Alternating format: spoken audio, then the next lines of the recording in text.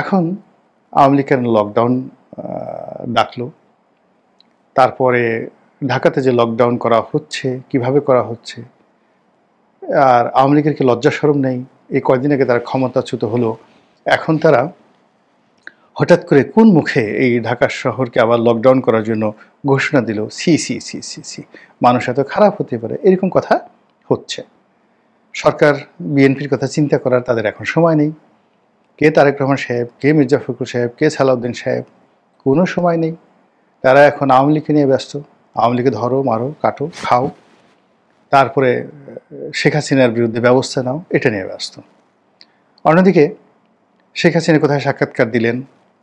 তার সাবেক মন্ত্রী নভেল, শিক্ষামন্ত্রী, তিনি সেই ব্রিটেনের ফাইন্যান্সিয়াল টাইমসে, ক্যান ইমাজিন, যেখানে ডক্টর মোহাম্মদ ইউনূসের সাক্ষাৎকার ছাপাতে কত চেষ্টা তদবির করতে হয়, এবং ফাইন্যান্সিয়াল টাইমসে আওয়ামী লীগের বিরুদ্ধে একটা নিউজ ছাপা হয়েছে, বা যাকে বলা হয় ডক্টর মোহাম্মদ ইউনূসের একটা সাক্ষাৎকার ছাপা হয়েছে, এটা বাংলাদেশে রীতিমতো হুইসেল ব্লোয়িং। তো সেখানে শেখ হাসিনা নয়, সেই একই পত্রিকাতে ফাইন্যান্সিয়াল টাইমসে, যেখানে একটা সময় টিউলিপ সিদ্দিকীকে নিয়ে নেতিবাচক খবর ছাপা হতো, আওয়ামী লীগকে নিয়ে নেতিবাচক খবর ছাপা হতো, এখন সেখানে আওয়ামী লীগের মন্ত্রীদের, নফেলের এক্সক্লুসিভ সাক্ষাৎকার ছাপা হচ্ছে। আবার এই একই মন্ত্রীর সাক্ষাৎকার ছাপা হচ্ছে রাশিয়ার পত্রিকাতে। আর ভারতের অন্যতম নামকরা পত্রিকা দ্য ইন্ডিয়ান টাইমস, সেখানে ছাপা হচ্ছে। মানে একটা ঝামেলার বিষয়, যেখানে আমরা সবাই তারেক রহমান সাহেব আসবেন, তার বুলেট প্রুফ গাড়ি, তার বাড়ির ঝাড়মোছ কেমন হচ্ছে, কোন বাড়িতে থাকবেন, কোন রুমে থাকবেন, কিভাবে বের হবেন, নেতা কোথায় কোথায় যাবেন, পুরো ডিসেম্বর মাস জুড়ে, জানুয়ারি মাস জুড়ে নেতার কী কী প্ল্যান হবে, পরিকল্পনা হবে, এগুলো আমরা চিন্তা করব। আর এগুলো চিন্তা করে বিএনপি যারা প্রতিপক্ষ জামাত গড়াগড়ি করে কাঁদবে, হায় আল্লাহ, এখন আমাদের কি হবে? এখন তো আমাদের কথা কেউ শুনবে না, সব বিএনপির কথা শুনবে। এখন সেখানে নওফেল কী করলো সেটি নিয়ে আলোচনা হচ্ছে। তারপর জাহাঙ্গীর কবির নানক সাহেব কী করলেন সেটা নিয়ে আলোচনা হচ্ছে। তিনি কীভাবে এই লকডাউনের কথা ডাকলেন, আবার সেই কোন আমলে তিনি যখন যৌবন ছিলেন সেই একটা লাঠি হাতে তিনি রাস্তায় বীরের মতো দাঁড়িয়েছেন, সেই ছবি এখন ভাইরাল হয়ে যাচ্ছে। এরপরে অন্য যে সকল আওয়ামী লীগের মন্ত্রী এতকাল কথাবার্তা বলেননি, সেই সমর রেজাউল করিম সাহেব কথা বলছেন, তারপর আরও অনেকে, মানে এরা প্রতি মুহূর্তে ছাত্রলীগ, যুবলীগ, তারা ওয়েব মিটিং করে আবার সেইগুলোকে ইন্টারনেটে ছেড়ে দিচ্ছেন। এখন এইগুলো সরকারকে খুব ব্যতিব্যস্ত রাখছে। স্বরাষ্ট্র মন্ত্রী, স্বরাষ্ট্র সচিব থেকে শুরু করে আইজি, অন্যান্য যারা আইন শৃঙ্খলা রক্ষাকারী বাহিনীর কর্তৃপক্ষ আছেন, তারা এই বিএনপিকে বাদ দিয়ে, বিএনপির নমিনেশনকে বাদ দিয়ে তারা এখন আওয়ামী লীগকে নিয়ে ব্যস্ত আছেন। এর বাইরে জামাত সমাবেশ করলো, নানা রকম হুমকি ধামকি দিল, কিন্তু এখানে বিএনপি জাতীয় পার্টি আসছে না, এখানে মানে আওয়ামী লীগ জাতীয় পার্টি আসছে না, এখানে জামাতের টার্গেট হয়ে গেছে বিএনপি। আবার বিএনপি এমন একটা অবস্থা চলে গেছে, বিএনপি তারেক রহমান সাহেব থেকে শুরু করে প্রত্যেকটা লোক এখন আওয়ামী লীগকে বাদ দিয়ে তারা জামাতকে টার্গেট করে বলার চেষ্টা করছেন এবং খোঁচা দিচ্ছেন যে গুপ্ত বাহিনী, গুপ্ত রাজনৈতিক দল, তারা গোপনে গোপনে জাতীয় পার্টিকে এবং আওয়ামী লীগকে রাজনীতিতে পুনর্বাসন করতে চাচ্ছে, তাদের ভোট ব্যাংক ক্যাপচার করতে চাচ্ছে। এটা হতে দেওয়া যাবে না, হতে দেওয়া যাবে না। তো এই যখন কথাবার্তা হচ্ছে, তখন নমিনেশনের অবস্থা কী? নমিনেশনের অবস্থা হলো, যে ভদ্রলোক যারা নমিনেশন পেয়েছেন, ইতিমধ্যে বেশ কয়েক জায়গায় মারামারি, কাটাকাটি, খুনোখুনির মতো ঘটনা ঘটে গেছে, এবং প্রতিদিন এটা বাড়ছে, জ্যামিতিক হারে বাড়ছে। আর এটার সাথে পাল্লা দিয়ে যারা দুর্বৃত্তর রাজনীতি করেন, দুর্বৃত্তপনা করেন, তারা তাদের অপকর্ম বাড়িয়ে দিয়েছেন। বিএনপির যে চেয়ারপারসনের অফিস গুলশানে, সে অফিসের সামনে এক ছাত্রদল কর্মীকে বা নেতাকে গুলি করে মারা হয়েছে। আবার একসময় ছাত্রদলের খুব বড় নেতা ছিলেন, শীর্ষ সন্ত্রাসী মামুন, তাকে কোর্টে, মানে ঢাকা কোর্টে একেবারে ফিল্মি কায়দায়, ফিল্মি বলে ভুল হবে, সিনেমাতে এরকম হয় না, দুজন অস্ত্রধারী এসে মুখে মাস্ক পরে যেভাবে গুলি করে সঙ্গে সঙ্গে একে দাঁড়িয়ে থেকে ডেথ কনফার্ম করলো, মৃত্যুটাকে নিশ্চিত করলো, করে তারপরে তারা নির্ভয়ে যেভাবে চলে গেল, এই কাজ বাংলাদেশে কোনো র্যাব করতে পারেনি, পুলিশ করতে পারেনি, কোনো আইনশৃঙ্খলা রক্ষাকারী বাহিনী করতে পারেনি। আমরা তো ক্রসফায়ার ট্রসফায়ার যা কিছু দেখেছি, এগুলো সব মানে যাকে বলা হয় রাতের আধারে হয়েছে। আমরা শুনেছি, কিন্তু প্রকাশ্যে যে ক্রস ফায়ার হতে পারে এটা তো আমরা এই ঢাকাতে দেখলাম কোর্ট কাছারিতে, তাও যেন তেন জায়গায় নয়। তো ওই যে কোর্ট কাছারিতে যারা হাজিরা দিতে যাচ্ছেন বিএনপির লোক, এখনও তো অনেক হাজিরা দিচ্ছেন, জামাতের লোককে হাজিরা দিতে হচ্ছে। বোঝার চেষ্টা করেন তাদের আত্মা কি পানি আছে? আর যারা বিচার করছেন, বিচার কর্মে নিয়োজিত পুলিশ বলেন ইত্যাদি সব কিছু বলেন, তাদের মানসিক অবস্থা কি? সব মিলিয়ে মানে এমন একটা অবস্থা হয়ে গেছে যে বিএনপির যে নমিনেশন বা মনোনয়নপ্রাপ্ত বা যারা মন্ত্রী হবেন, এমপি হবেন, তাদের প্রথম 7 ডেজে যে একটা মানে যাকে বলা একটা ইমেজ ছিল, একটা ওয়ার্ম আপ ছিল, অনেকে তো মনোনয়ন পেয়ে এমন কান্নাকাটি যে না জানি আকাশ থেকে একেবারে যাকে বলা হয় আল্লাহ জান্নাতুল ফেরদাউস তাদেরকে দান করে দিয়েছেন, এত খুশি তারা হয়েছেন। কিন্তু সেই খুশির মানে একেবারে সামান্যতম লেশ আজকের যে ভিডিওটা করছি এটাতে নেই। বরং যেটা হচ্ছে সেটা হলো যে এই যারা মনোনয়ন প্রাপ্ত হয়েছেন তাদের জীবন ঝুঁকির মধ্যে চলে গেছে, তারা সকল পক্ষের টার্গেট হয়ে গেছেন। বিএনপির অন্তর্দ্বন্দ্ব কলহ যারা করতে চান তাদের, বিএনপির যারা প্রতিপক্ষ সেটা আওয়ামী লীগ বলেন, অন্যান্য যে সকল রাজনৈতিক দল বলেন, তাদের সবার টার্গেট হয়ে গেছে। অন্যদিকে আইনশৃঙ্খলা রক্ষাকারী বাহিনী তারাও তাদেরকে বিশেষ নজরে রেখেছে। এবং এটা মানে এই যে মনোনয়ন বা যারা পেল তাদের যে খুব উপকার হয়েছে, নট লাইক দ্যাট। খুব মানে তাদেরকে যে নর্মালি একটা রাজনৈতিক দল যখন ক্ষমতায় আসে, অতীতে আমরা দেখেছি এটা জনগণের মধ্যে এতটা বিকশিত হয় এবং এতটা এটা প্রভাব বিস্তার করে যে নির্বাচনের শিডিউল ঘোষণার আগেই সেই রাজনৈতিক দলের নেতাকর্মীদেরকে মানুষ সম্মান করতে থাকে, মর্যাদা দিতে থাকে এবং থানা পুলিশ প্রশাসন তাদেরকে ওইভাবেই তোয়াজ তদবির করে, অনেকে তো সেলুট দেয়। আর এখন কি হলো, বড় বড় নেতাকে, বিএনপির বড় বড় নেতাকে এয়ারপোর্ট থেকে ভাগিয়ে দেওয়া হচ্ছে এবং প্রকাশ্যে। তো এই যে ঘটনাগুলো ঘটছে, তাহলে এই মনোনয়ন দিয়ে লাভটা হলো কি, আর এই সময়টা দরকারটা কি? তাহলে বিএনপিকে কি আবার কি নতুন করে মনোনয়ন ঘোষণা করতে হবে? পরিস্থিতিতে তাই হয়েছে। এই মনোনয়ন যে সঠিক হয়নি এটা সবাই বলছে এবং বিএনপি নিজেও স্বীকার করে, আবার তারা নিরপেক্ষ তদন্তের মাধ্যমে এই সকল মনোনয়ন পুনর্বিবেচনা করার জন্য তারা একটা মানে উদ্যোগ নিয়েছে। আর এই উদ্যোগ অনেককে আশাবাদী করে তুলেছে যারা পায়নি, আর যারা পেয়েছে তাদেরকে হতাশ করে ফেলেছে। এই দুটো জিনিসই, অর্থাৎ এই দুটো জিনিসই বিএনপির জন্য মারাত্মক ক্ষতির কারণ হয়ে দাঁড়িয়েছে। এরপর তারা যে সকল সিটে এখনো প্রার্থী দেয়নি এবং নেগোসিয়েশন করার জন্য তারা খালি রেখেছে, এবং এগুলো নিয়ে যে কেওয়াজ এবং কনফিউশন তৈরি হয়েছে, মানে অবাক করা ঘটনা। দেখা গেল যে জামাতের একজন ভালো প্রার্থী দাঁড়াবেন, সেখানে সিট খালি রাখা হয়েছে। এখন জামাতের সঙ্গে কি বিএনপির নেগোসিয়েশন হবে? হয়তো হবে, হয়তো হবে না, কিন্তু লোকজন তো খুব বাজে বাজে কথা বলছে।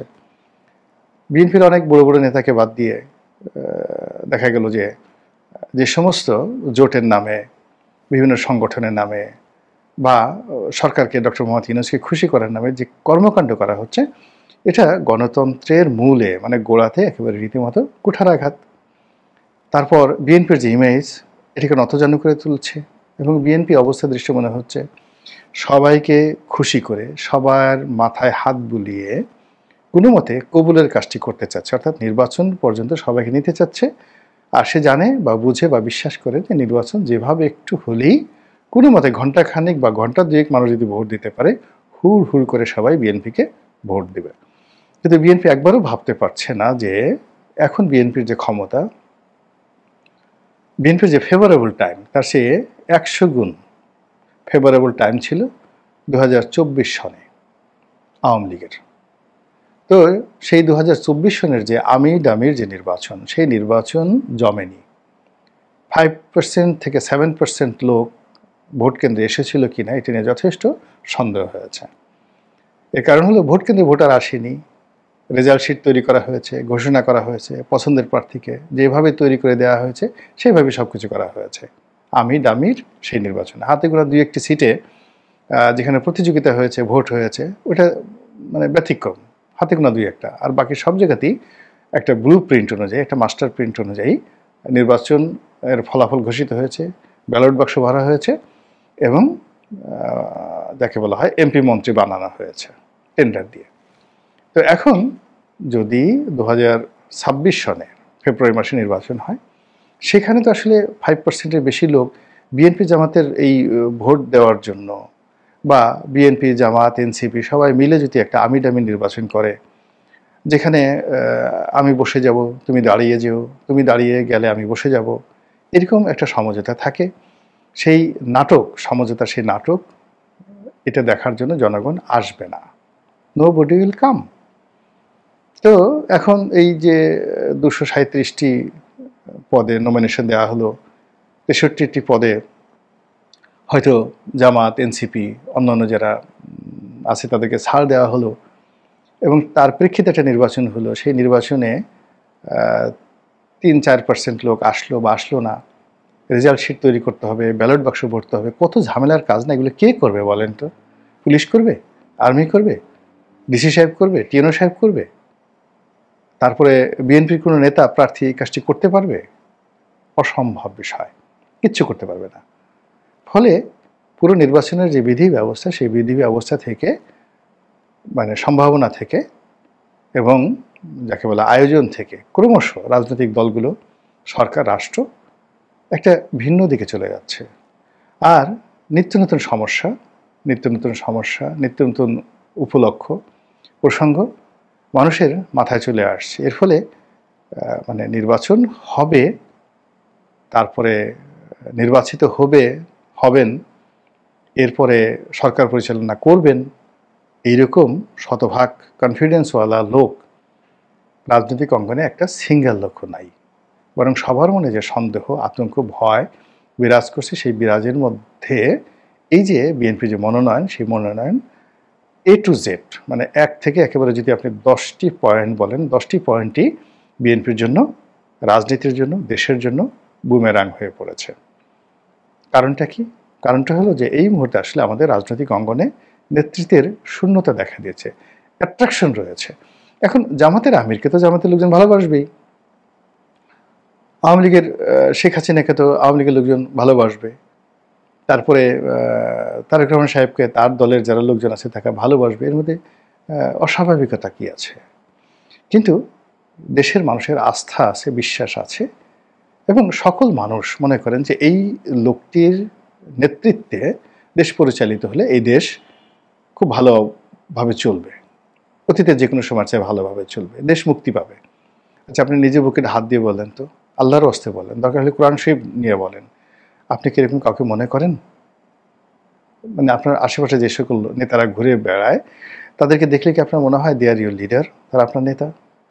কিংবা যে সমস্ত মানুষের যে কর্মকাণ্ড গত 14 মাসে ঘটেছে, এদের হাতে রাষ্ট্রের যে মুদ্রা, অর্থভাণ্ডার, ব্যাংক, বিমা সব কিছু ছেড়ে দিবেন, বিচার ব্যবস্থা ছেড়ে দিবেন, আপনি নিশ্চিন্তে এদের হাতে সব কিছু ছেড়ে দিয়ে ঘুমাতে পারবেন, নাকি আতঙ্ক হবে? এই সব মিলিয়ে আপনি যদি একটা সামারি তৈরি করেন, সারাংশ তৈরি করেন, তাহলেই বুঝতে পারবেন যে আসলে আমরা কোন দিকে এগোচ্ছি। এবং এখানে প্রত্যেকটি রাজনৈতিক দল 3-4 দিনের প্ল্যান নিয়ে এগোচ্ছে, যে এই 3-4 দিন জনগণকে শান্ত রাখা যায় কিভাবে। সরকার আরও কম, সরকার আসলে 24 ঘন্টার প্ল্যান নিয়ে গেছে, আজকের দিনটা কিভাবে যাবে, 24 ঘন্টা নাকি 12 ঘন্টা, আজকের দিনটা কিভাবে যাবে, আজকের রাতটা কিভাবে যাবে। এই 24 ঘন্টার মধ্যে 2 বার করে তাদের সিদ্ধান্ত পরিবর্তন করতে হচ্ছে, কখন যমুনার উপরে বেলুন উঠবে, কখন গাবতলী দিয়ে আওয়ামী লীগের একটা মিছিল ঢুকবে, সায়দাবাদ দিয়ে আওয়ামী লীগের একটা মিছিল ঢুকবে। এই আতঙ্কে রাতের যারা প্রহরী থাকেন সবার ঘুম হারাম হয়ে গেছে। কাজেই যে কাজটি মনোনয়ন ঘোষণার মাধ্যমে বিএনপি করেছিল, ওটা ওই দিন বা তার পরবর্তী 7 দিন তাদের জন্য একটা ভালো ছিল। এখন আবার নতুন গেম শুরু করতে হবে, নতুন করে সব কিছু বিবেচনা করতে হবে এবং একেবারে নতুন করেই শুরু করতে হবে। এখন সেটা উত্তেজনা তৈরি করার জন্য বলেন, প্রতিপক্ষে ভয় দেখার জন্য বলেন, নিজের দলের নেতাকর্মীদেরকে সংগঠিত করার বলেন, নির্বাচনের আয়োজন, জয়লাভ এবং সুফল ভোগ করার কথাই বলেন, যা কিছু গত 14 মাসে হয়েছে এর একটারও ধারাবাহিক যাকে বলা হয় সুফলতা, সফলতা, এটি বিএনপির অনুকূলে নেই। বরং যা কিছু করেছে সব কিছু সেই যে সময় দেওয়া হয়েছে যাকে বলা হয় ঐক্যমত্য কমিশনে, তারপরে যে সময় দেওয়া হয়েছে, সুযোগ দেওয়া হয়েছে লন্ডন বৈঠকে, যা কিছু করা হয়েছে এই সময়টাতে একটারও ধারাবাহিক সুফল এখন বিএনপির পকেটে ঢুকছে না। ফলে বিএনপিকে যদি এই অস্বস্তিকর অবস্থা থেকে বের হতে হয়, তাদেরকে অবশ্যই উদ্ভাবন করতে হবে একটা নতুন পরিকল্পনা। নতুন পরিকল্পনা সে বাস্তবায়নের সফলতার উপরই নির্ভর করবে আদৌ সামনে ইলেকশন হবে কিনা, বিএনপি অংশগ্রহণ করবে কিনা, করতে পারবে কিনা, জয়লাভ করবে কিনা, পারবে কিনা, এবং সরকার গঠন করবে কি করবে না।